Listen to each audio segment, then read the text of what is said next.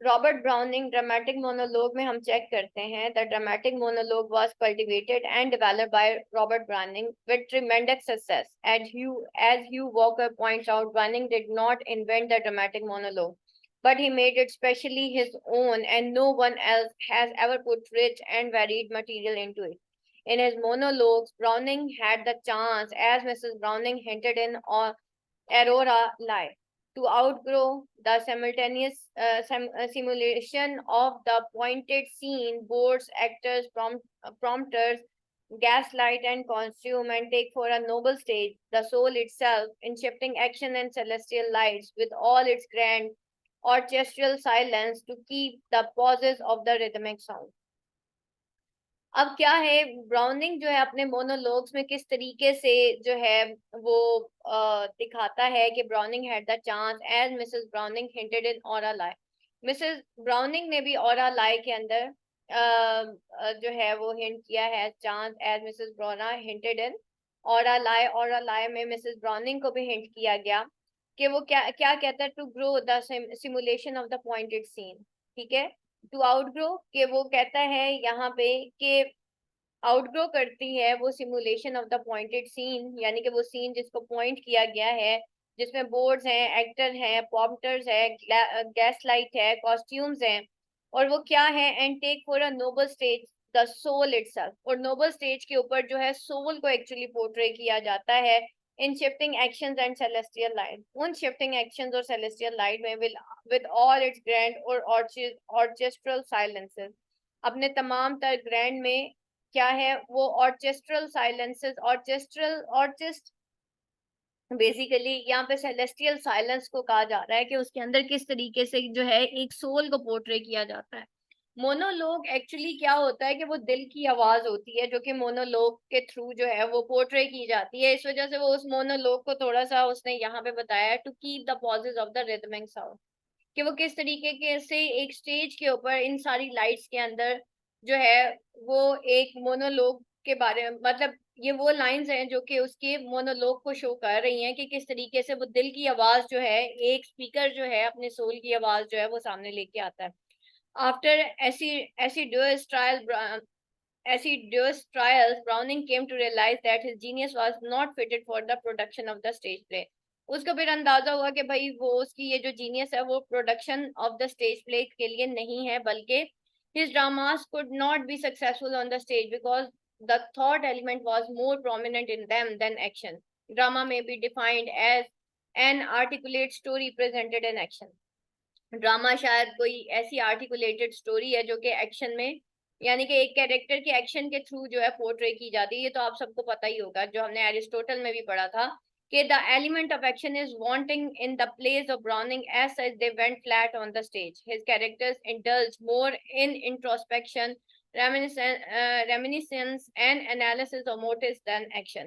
He is not the drama of outer world of the events, but the inner world of the soul, where nothing is important unless it is transmitted into a form influencing mind and character. अब वो क्या कहता है कि वो कहता है he is not the drama of outer world of events. ठीक है, वो जो है ये outer world of the events जो कि ड्रामा के अंदर पोर्ट्रे होते हैं वो उस वर्ल्ड से ताल्लुक नहीं रखता था, बल्कि inner world of the soul से वो ताल्लुक रखता था, वेयर नथिंग इज इम्पोर्टेंट, जहाँ पे कुछ भी इम्पोर्टेंट नहीं है, unless it transmuted into a form influencing mind, unless कि वो ट्रांसम्यूट हो जाता है फॉर्म जो कि इन्फ्लुएंस करती है माइंड को और कैरेक्टर को। Though the poet could not succeed in producing and presenting acceptable plays, क्योंकि plays के अंदर, ड्रामास के अंदर हर चीज इमिटेशन होती है किसकी, एक्शन की, यानी कि कैरेक्टर को एक्शन में इमिटेट किया जाता है। yet it cannot be denied that he had been gifted by nature with a rare kind of dramatic skill. As he peered more and more intently into the half-hidden crevices and shadowy secrecies of mind, Browning worked out for himself a novel form in which to depict his novel reading of man, namely the dramatic monologue. W.T. Young says that the dramatic monologue is a kind of comprehensive soliloquy. ठीक है, dramatic monologue असल में होता क्या है? ठीक है। एक कॉम्प्रिहेंसिव सोलिक्वाई होती है। सोलिक्वाई मैंने आपको बताया था, इसको भी खुद कलामी ही कहा जाता है। ठीक है। Absorbing into the substances by speaker, keenly observant glance the surrounding scenery and audience. ठीक है। और क्या होता है कि absorb into the substance by speaker keenly observant glance. ठीक है। एक जो ऑब्जर्वेंट ग्लैंस यानी कि हम जो है बीइंग एन ऑब्जर्वर, उसको कीनली जो है वो एब्जॉर्ब कर रहे होते हैं और उसको देख रहे होते हैं, the surrounding scenery and audience. जो सराउंडिंग सीनरी और ऑडियंस जो है वो भी उसको देख रही होती है, bringing all that is pertinent to the chosen moment by the channels of memory argument. अब क्या होता है, वो शो किसके थ्रू करता है, अपनी वो जो मेमोरी आर्गुमेंट, क्यूरोसिटी और एसोसिएशन। ठीक है। ये सारी चीजें होती हैं जो कि पर्टिनेंट होती हैं उस चोजन मोमेंट के बारे में। Adding through the deep graven lines which habit has insights upon character much with much which the soul would fain conceal or even unconscious of necessity for concealing the current of self-revealing speech with the product of any other emotion which may have been powerful enough to share in fashioning of this critical moment. Browning could achieve success in dramatic monologue because the dramatic speech or monologue essentially imitate action focused in a particular mind, and the poet has the knack of presented experiences of the other character in dramatic manner. अब browning जो है वो उसने इन dramatic monologue में अच्छी खासी जो है वो सक्सेस अचीव की, क्योंकि ड्रामेटिक स्पीच हो या फिर वो मोनोलॉग हो, एसेंशली इमिटेट करता है उस सेक्शन को जो कि माइंड में होता है। ठीक है। Rather than the character, the poet had the NAAC of presenting the experiences of other character in dramatic manner. और पोएट के हाथ में होता है कि वो किस तरीके से दूसरे कैरेक्टर्स को वो पोर्ट्रे कर रहा होता है एक ड्रामेटिक मैनर में। ठीक है। वो मतलब बीइंग एन ऑब्जर्वर, जैसे फ्रा लिपोलिपि में हम देखते हैं कि हम लिपोलिपि के थ्रू देखते हैं कि किस तरीके से जो पुलिस मैन है वो बिहेव करते हैं, या चर्च का जो है बिहेवियर कैसा है, वहां पे जो प्रायर है उसका बिहेवियर कैसा है। The chief concern of dramatic poetry, as Browning believed, that was the presentation of the incidents in the development of the soul.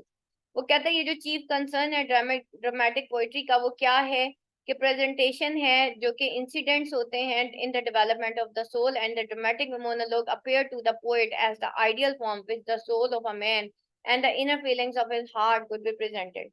Browning's end was the revelation of the character of thoughts, passions, the spirit life of man, and the poet thought these things could be best be presented directly in the dramatic poem by catching and representing the character in a sort of conventional monologue indulged at some high critical moment of life. अब browning का जो and था वो कैसे reveal हुआ, browning and was reveal revelation of the character, उसका main target था। यहाँ पे एंड तो नहीं होगा, हम इसको एम कह देते हैं कि ब्राउनिंग का एम था क्या, कि वो कैरेक्टर को रिवील करे। एम ऑफ पोइट्री, ठीक है, वो क्या था, revelation of character of thought था। ठीक है। कैरेक्टर ऑफ एक्शन नहीं बल्कि कैरेक्टर ऑफ थॉट था, पैशंस थे, the spirit of man life था। और पोइट इन चीजों से क्या करता था, could be best presented directly in dramatic poem by catching and representing the character in a sort of conventional monologue indulged at some high critical moment of life. अब वो जो है क्या था कि वो बजाय इसके कि आउटर इवेंट्स को या मैन इन एक्शन को पोर्ट्रे करता, उसने क्या किया, मैन ऑफ थॉट को जो है वो पोर्ट्रे किया अपने ड्रामेटिक मोनोलॉग के साथ। मोनोलॉग बेसिकली खुद कलामी को कहते हैं, और आप अक्सर देखते होंगे कि मोनोलॉग में जो है इंसान के साथ एक इंसान बैठा होता है लेकिन वो अपने जहन में कुछ ख्यालात बुन रहा होता है, उसको एक्चुअली मोनोलॉग कहते हैं। अक्सर आप देखते होंगे ड्रामास के अंदर या किसी सोच के अंदर वो एक मोनोलॉग बनाया होता है कि भाई ये बंदा ये सोच रहा है। तो इस AC Ackett in his admirable study of Browning has pointed out that the poet chose monologue for subjective, partly objective, partly psychological और ethical reason। अब जो है पोइट क्यों चूज करता है मोनोलॉग को, या तो सब्जेक्टिव, सब्जेक्टिव कहते हैं हाईली पर्सनल, पार्टली ऑब्जेक्टिव का मतलब होता है ऑब्जेक्टिव बीइंग एन ऑब्जर्वर, यानी कि detach personality, detach from personality हो जाता है। बीइंग एन ऑब्जर्वर वो दुनिया के बारे में बताता है। इसी तरह वो पार्टली साइकोलॉजिकल भी होता है और या फिर वो एथिकल रीजन की बेस पे भी होता है. To defend himself from adverse criticism, he chose this form of thought expressed in an oblique manner through the monologue were likely to escape criticism. A dramatic monologue is very much like a soliloquy, one man speech. ठीक है, इसको dramatic monologue को क्या कहते हैं, एक soliloquy भी कहते हैं, यानी कि एक इंसान जो बात कर रहा होता है. But there is difference between two. In a soliloquy, the speaker delivers his own thoughts.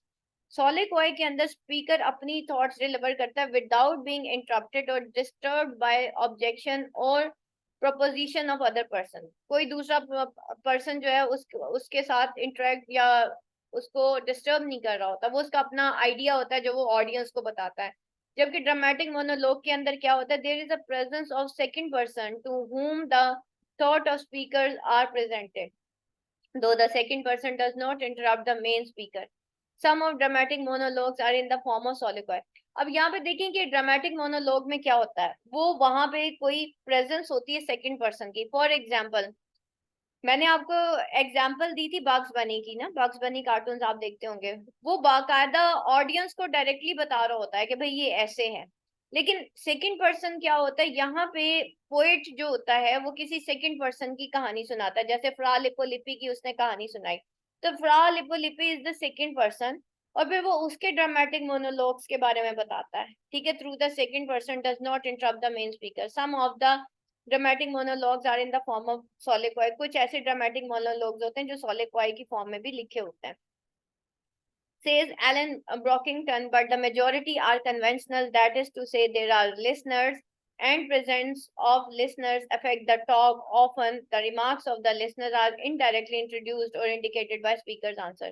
In my last duchess, the listener is the envoy who has come to Duke from another state to negotiate about a second marriage. Last Duchess के अंदर हम देखते हैं वो जो listener है वो एक दुश्मन है जो कि ड्यूक के पास आया है एक अदर दूसरी स्टेट से, ताकि वो सेकंड मैरिज के बारे में निगोशिएट कर सके. The duke talk is carefully calculated to impress the messenger.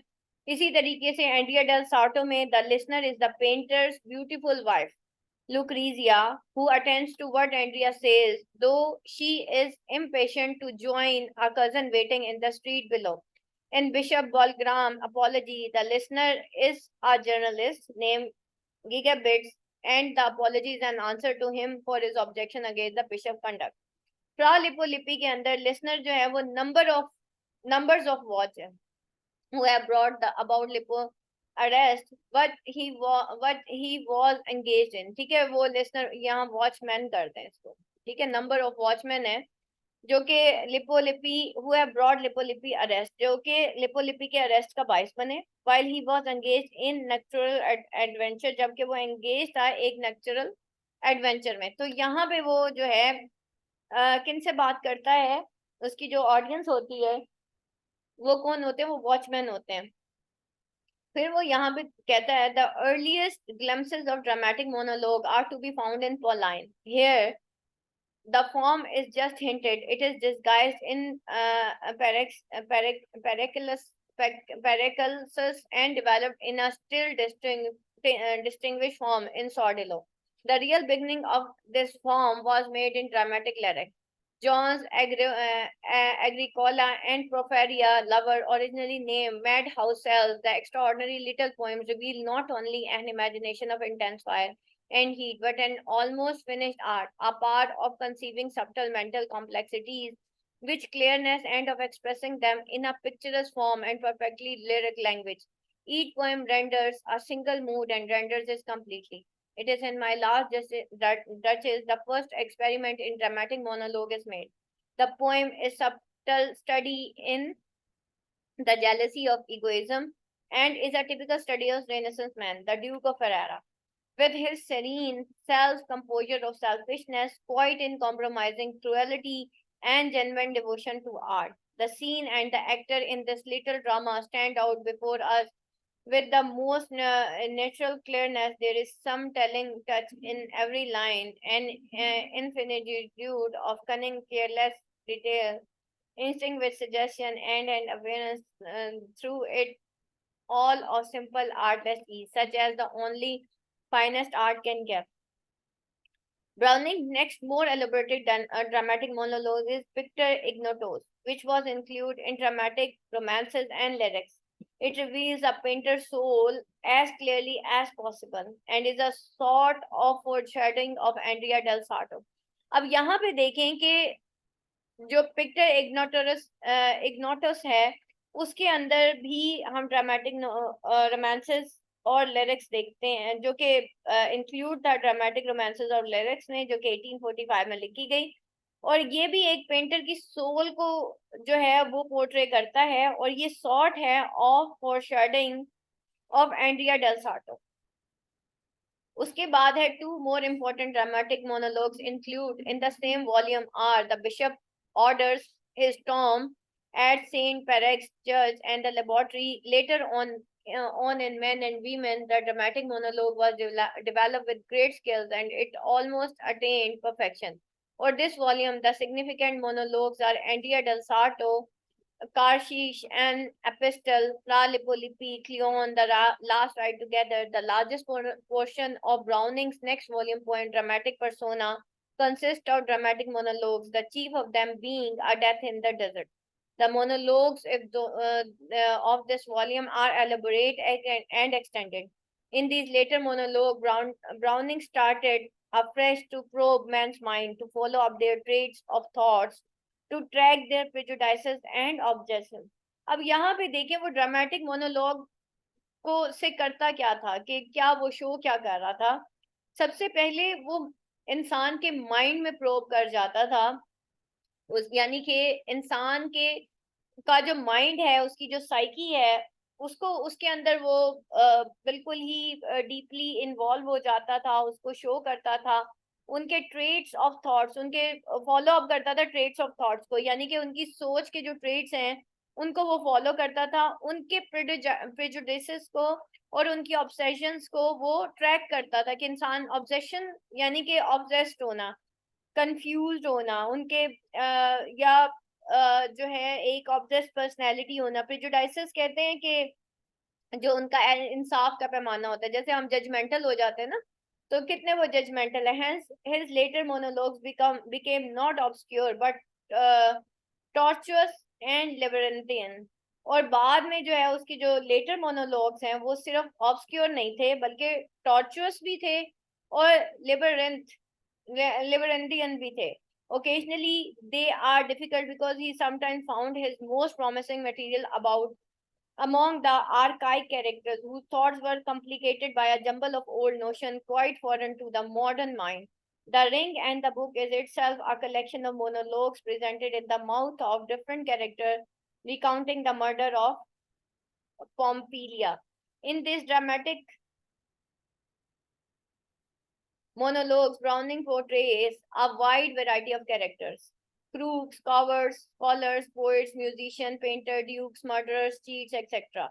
The soul of these characters are brought out in the varied forms in the monologue. They are soul reflectors. Kazamian calls these monologues studies in practical psychology, for they reveal a wide variety of characters and provide us a deep into inner working of their mind. The monologue of Browning are highly suggestive. The speeches of the main actors can be interpreted in more way than one. The character in these monologues believe in God and justify their deeds and action by attributing them to God's will. Sludge, the medium, is certain that his life of lies and conjuring tricks had been conducted in deep and subtle obedience to God's command. अब यहाँ पे देखें कि जो characters थे ना इन monologues के अंदर ठीक है वो भी बिलीव करते थे गॉड पे और उनका ईमान था और वो जस्टिफाई करते थे अपनी डीड्स को और एक्शंस को by attributing to them to the God will ठीक है कि वो जस्टिफाई करते थे इन डीड्स को और एक्शंस को कि वो एट्रीब्यूट करें गॉड को स्लज जो कि medium the medium is certain sludge जो कि बेसिकली एक मीडियम था वो भी सर्टेन था कि उसको पक्का यकीन था कि उसकी ये जो जिंदगी है जो कि फुल ऑफ लाइज है और कंज्यूरिंग ट्रिक्स है ये जो वो कंज्यूर करता रहता है जादू करता है has been conducted in a deep and subtle obedience to God's command ठीक है ये भी जो है कंडक्ट हो रही हैं in a deep and subtle obedience to God's command. ठीक है, तो यहाँ पे भी उसको पक्का यकीन था कि अगर वो कुछ गलत करता है तो वो अगेंस्ट है गॉड्स कमांड के। Bishop Balgram is certain that his life of panic-stricken and tottering compromises has been really justified by God will।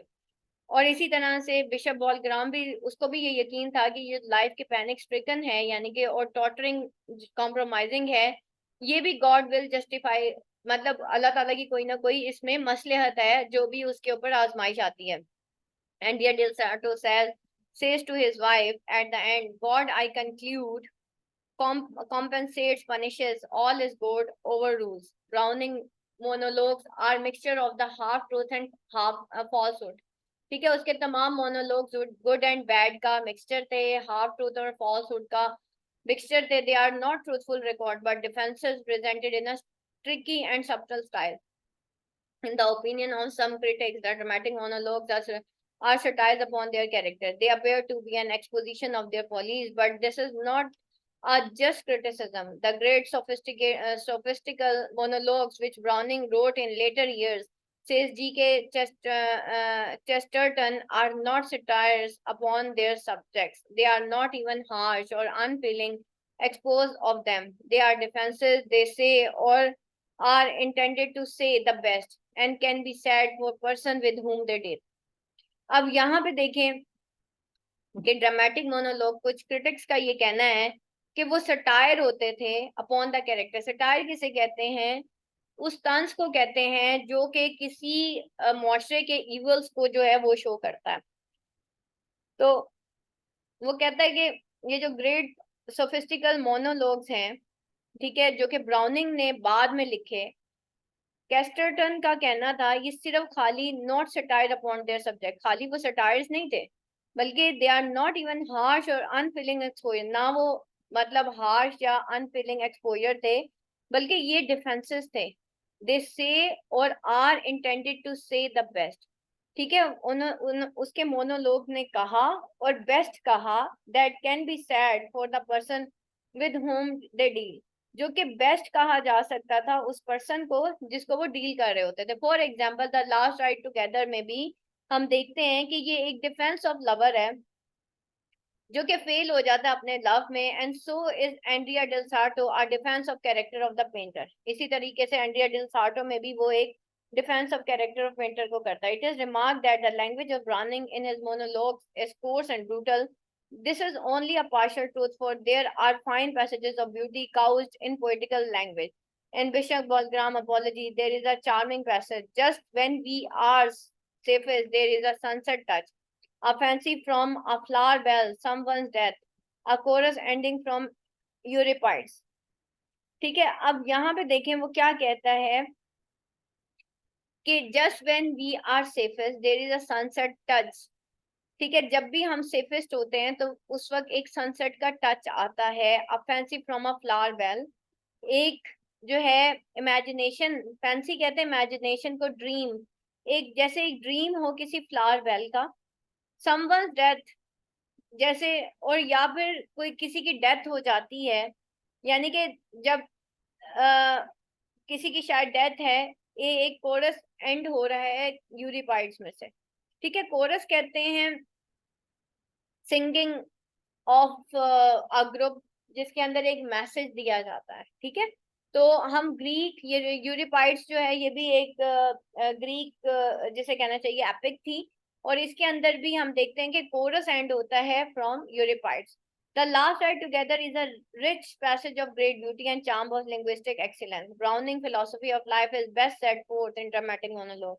In Andrea del Sarto, the poet lays stress on the need of cultivating higher hopes and cherishing noble aspirations. Ah, a man reach should exceed his grasp, or what a heaven for. These collection of monologue form together one of the most precious and profoundly original contribution to the poetic literature of 19th century. The defects which prevent his complete success in regular drama are not apparent in the cognate form. He takes just what interests him, and consequently he is nearly always inspired, nearly always at his best। ठीक है, अगर हम उसकी monologues को देखें जो कि most precious और प्रोफाउंड है और ओरिजिनल कंट्रीब्यूशन है to the poetic literature of the 19th century, the defect which prevented his complete success जो है वो इन रेगुलर ड्रामा में तो नहीं नजर आया, लेकिन he takes what interest him, consequently he is nearly always inspired, nearly always is best, हमेशा वो इंस्पायर उसने किया है और ऑलवेज एट इट बेस्ट उसने किया है।